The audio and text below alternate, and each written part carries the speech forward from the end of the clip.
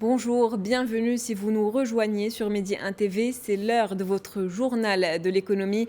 À la une de l'actualité, le comité de veille économique a tenu ce jeudi sa 8e réunion au cours de laquelle 2 nouveaux produits de garantie des crédits en faveur des entreprises ont été lancés. Objectif, soutenir l'économie. Le premier produit, Relance TPE.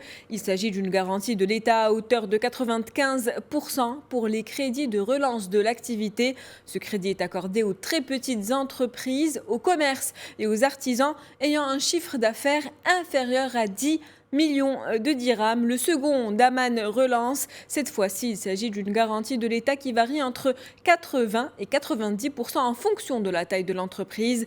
Ce crédit concerne les entreprises dont le chiffre d'affaires dépasse les 10 millions de dirhams. Sachez également que le remboursement de ces crédits peut s'étaler sur une période de 7 ans avec 2 ans de délai de grâce. Au cours de cette même réunion, les membres du comité de veille économique se sont penchés sur les principales mesures élaborées par la Confédération générale des entreprises du Maroc, mesures qui concernent les plans de relance sectorielle. Leurs objectifs, remettre en marche l'appareil productif national, stimuler la demande locale en encourageant l'investissement et le consommé marocain, enfin accélérer la normalisation de l'environnement économique et social du Maroc. Je vous l'avais déjà dit, le plan de relance économique sera annoncé en même temps que la loi de finances rectificative. Il sera global et intégré et permettra d'accompagner le redémarrage progressif de l'activité des différents secteurs de l'économie nationale. Pour la période post-coronavirus, la CGEM a recommandé un pacte de relance entre l'État et les entreprises et les partenaires sociaux. Alors, de quoi parle-t-on exactement? Il s'agit d'un contrat social axé sur les engagements et les ambitions communes pour une économie saine, solidaire et un nouveau modèle de développement. Dans ce contexte, l'État opte pour une digitalisation administrative et du côté des entreprises, la CGEM préconise le maintien de l'emploi et de la solidarité.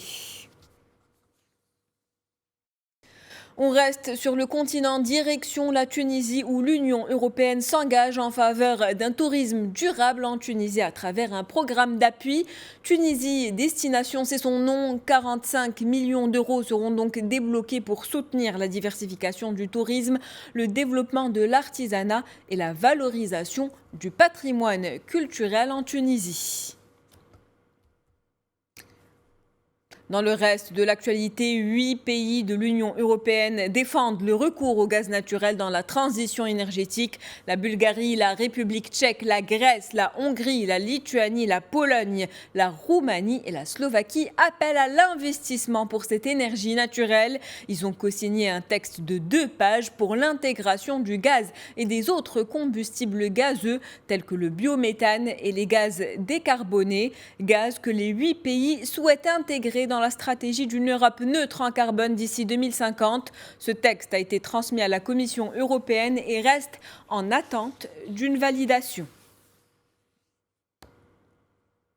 En France, Bruno Le Maire tire la sonnette d'alarme. Le ministre de l'économie met en garde contre les faillites et les licenciements inéluctables dans les mois à venir.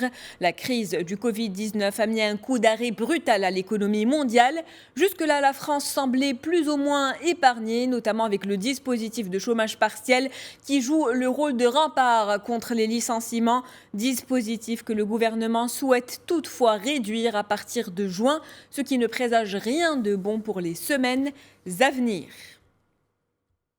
Un peu plus loin en Italie, ça ne va pas mieux. Les aides aux entreprises font polémique. Le gouvernement accuse les banques de ne pas agir assez rapidement pour soutenir les entreprises. Accusation contestée par les établissements bancaires. En réponse aux critiques, Antonio Patuelli, le président de l'association bancaire italienne, a affirmé ce vendredi que nous sommes face à un incendie que les banques essayent d'éteindre.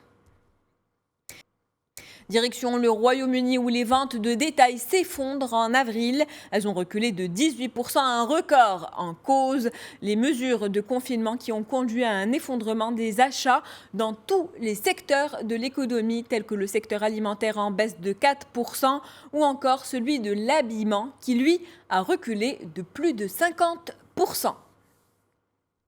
Pour finir, on s'intéresse à un autre secteur touché de plein fouet par les conséquences économiques du coronavirus, celui de l'automobile, et Nissan en fait les frais. 20 000 emplois, tel est le nombre de postes que prévoit de supprimer Nissan. Des emplois se trouvant essentiellement en Europe et dans les pays en voie de développement. C'est ce qu'a indiqué ce vendredi l'agence Kyodo.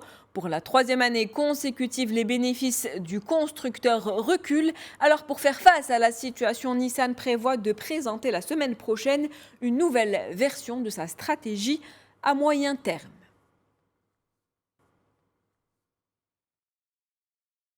C'est la fin de votre journal de l'économie. Merci de l'avoir suivi. Restez avec nous. L'information se poursuit sur notre antenne.